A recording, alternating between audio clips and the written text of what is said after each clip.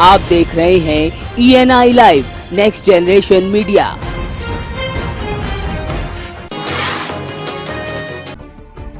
कुशीनगर में कांग्रेस के दिग्गज राज बब्बर, प्रमोद तिवारी और आरपीएन सिंह एक मंच पर उतर आए तो वहीं उनके ठीक सामने भाजपा नेता स्वामी प्रसाद मौर्य मंच पर अपने समर्थकों के साथ दम दिखा रहे थे। दोनों ही मंचों से नेताओं ने एक दूसरे पर जमकर कीचड़ उछाली। बताया जा रहा है कांग्रेस की जनसभा होना पहले से तय था, लेकिन ठीक कांग्रेस की जनसभा स्थल के सामने स्वामी प्रसाद मौर्य के मंच को अनुमति देना प्रशासन को भारी पड़ गया। दोनों ही तरफ के समर्थकों में आक्रोश बढ़ गया।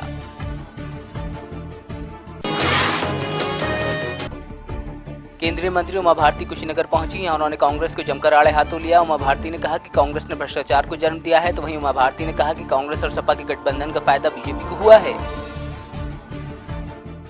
ये तो रणनीति होती है, कहाँ नेता दिखाना है और कहाँ नेता नहीं दिखाना है। और मैं ये भी बताऊं कि ये जो गठबंधन हुआ है राहुल और अखिलेश का, इसका तो सबसे ज्यादा फायदा अगर किसी को हुआ है तो भारतीय जनता पार्टी को हुआ है।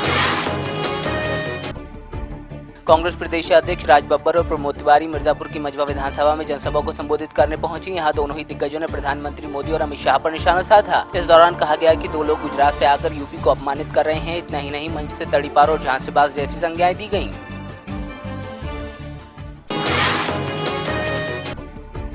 बलिया के रसवा में बीजेपी के फायर ब्रांड नेता योगी आदित्यनाथ ने बीजेपी प्रत्याशी के समर्थन में जनसभा को संबोधित किया। यहाँ योगी आदित्यनाथ ने कहा कि सपा बसपा यूपी में दंगे भड़काती हैं। उन्होंने कहा कि दुर्गा पूजा में डीजे बजाने से रोका जाता है, लेकिन दूसरी तरफ मुहर्रम में नहीं रोका जाता। मूर्ति विसर्जन के लिए जाना चाहते हैं तो आपको प्रतिबंधित किया जाता है, कहा जाता है कि आप माइक और डीजे नहीं बजाएंगे। लेकिन वही दूसरी ओर उसी समय मुहर्रम का जुलूस निकलना है तो डीजे और माइक बजाने पर कोई प्रतिबंध नहीं होता है। आगरा में ताजमहल कलाकृति के पास संजय दत्त की भूमि फिल्म की शूटिंग चल रही थी। शूटिंग के दौरान मीडिया कर्मियों द्वारा फोटो खींचने पर विवाद हो गया, जिसके बाद बाउंसर्स ने मारपीट करते हुए कैमरे छीन लिए। उधर पत्रकारों ने फिल्म के निर्देशक और संजय दत्त के खिलाफ तहरीर दी है, तो वहीं विवाद बढ़ने के बाद संजय दत्त ने मोर्चा संभाला और मीडिया से हाथ जोड़कर माफी मांगी। लेकिन जो भी हुआ मेरे हिसाब से बहुत गलत हुआ और मैं अपनी यूनिट की तरफ से और जो भी बाउंसर है और जो भी पुलिस वाला है उनकी तरफ से मैं माफी। पाकिस्तानी मूल के कनेडियाई लेखक तारिक फतेह का सर कलम करने वाले को बरेली के एक संगठन ने 10,786 रुपए का इनाम देने का ऐलान किया था, तो वहीं अब संगठन के राष्ट्रीय अध्यक्ष मोइन सिद्दीकी ने एक और बयान जारी किया है। मोइन सिद्दीकी ने कहा कि 26 मार्च तक वो तारिक फतेह का सर कलम करवा देंगे। आप भारत को नुकसान पहुंचाने का काम बंद करिए, तारिक फतेह को हिंदुस्तान से बाहर निकाल दीजिए, वरना 26 मार्च तक तारिक फतेह इस दुनिया से रुखसत हो चुके होंगे। इटावा के जसवंत नगर इलाके के भीकनपुर गांव में एक महिला समेत 2 लोगों की निर्मम हत्या के मामले में पुलिस ने खुलासा किया है। पुलिस ने खुलासा करते हुए बताया कि खेतों में पानी देने से मना करने पर देवर ने भाभी और भतीजी की फावड़े से काटकर हत्या कर दी थी। फिलहाल पुलिस ने आरोपी को हत्या में इस्तेमाल हुए फावड़े के साथ गिरफ्तार कर लिया है।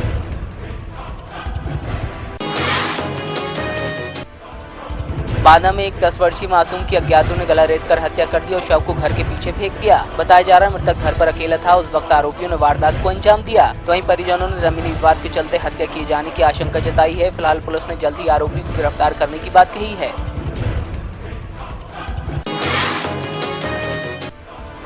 रुड़की के भगवानपुर क्षेत्र के सरठेड़ी गांव में तलाकशुदा एक महिला की मौत से हड़कंप मच गया। सूचना मिलते ही मौके पर पहुंची पुलिस ने शव को पोस्टमार्टम के लिए भेजा। बताया जा रहा है पति से तलाक के बाद से महिला अपने परिजनों के साथ रहती थी। वहीं पुलिस महिला की मौत को संदिग्ध मानते हुए जांच में जुटी है।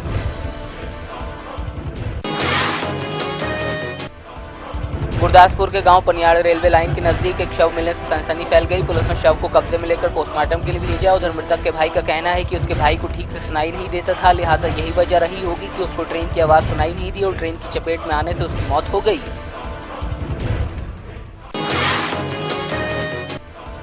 थाने मध्यवर्ती कारागृह में मौका के आरोपी ने जेल के अधिकारी और पुलिस कांस्टेबल पर धारदार हथियार से हमला कर दिया। सूत्रों की माने तो आरोपी ने कटोरी से हथियार बनाकर पुलिस वालों पर हमला कर दिया। जेल में जरूरी सुविधाएं न मिलने पर आरोपी ने वारदात को अंजाम दिया। फिलहाल घायल पुलिस कर्मियों को सरकारी अस्पताल में इलाज के लिए भर्ती कराया गया है। ठाणे के वागले स्टेट स्थित एक घर के अंदर अचानक आग लगने से अफरा तफरी मच गई। मौके पर पहुंची दमकल की गाड़ियों ने करीब 1 घंटे बाद आग पर काबू पाया। गनीमत ये रही कि कोई जनहानि नहीं हुई।